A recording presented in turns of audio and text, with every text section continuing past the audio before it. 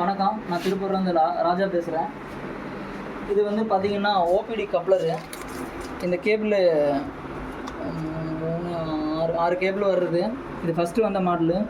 அப்புறம் இப்போ 2வது வந்த மாடலு 11 கேபிள், அதுவும் எங்கிட்ட இருக்குது. இதில் என்ன பிரச்சனை அப்படின்னு பார்த்திங்கன்னா, இந்த கேபிள் அதாவது வந்து இந்த ஹோண்டாக்குள்ளது, சுசுக்கிக்குள்ளது, யமஹாக்குள்ளது, இது வந்து பார்த்திங்கன்னா தனியாக உள்ளே வர அந்த பின்னு ஒரு நம்ம மெக்கானிக் வாங்கிட்டு போய் சொந்தம் தான், அது ஏதோ மிஸ்டேக் ஆகி இந்த பின்னு உடஞ்சி போச்சு, உள்ளே வளைஞ்சி போச்சு, சரியாக குத்துனா கனெக்ட் ஆக மாட்டேங்குது.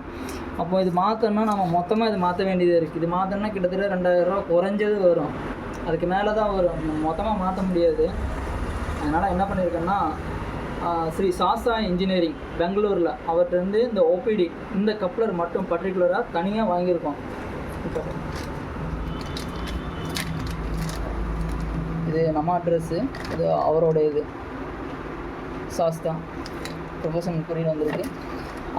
இந்த கப்ளர் இந்த மாதிரி எந்த விதமான கப்ளர், எந்த மாடல் கப்ளராக இருந்தாலும் சரி அவர்கிட்ட அவைலபிள் இருக்குது. இப்போ நான் என்ன பண்ண போகிறேன்னா, இதை கட் பண்ணி இதை எடுத்துகிட்டு இதில் வச்சு ஜாயின் பண்ணிக்கலாம், அவ்வளோதான்.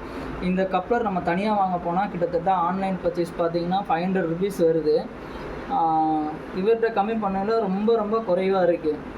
அதாவது எந்த மாதிரி கப்ளர் வேணுனாலும் சரி, அது மாதிரி வண்டிக்கு இந்த எலி கடிச்சு ஃபியூல் பம்புக்கு வர்ற கப்ளர் போச்சுனாலும், அல்லது இன்ஜெக்டர் அந்த கப்ளர் போனாலும், எந்த மாதிரி கப்ளர் போனாலும் சரி, ஒரு கேட்லாக் பெருசாக வச்சுருக்காரு.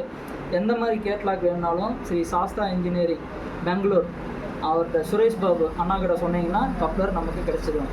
நம்ம நிறைய பணம் கொடுத்து மொத்தமாக கேபிள் நிறையா வாங்க வேண்டியதில்லை. நன்றி, வணக்கம்.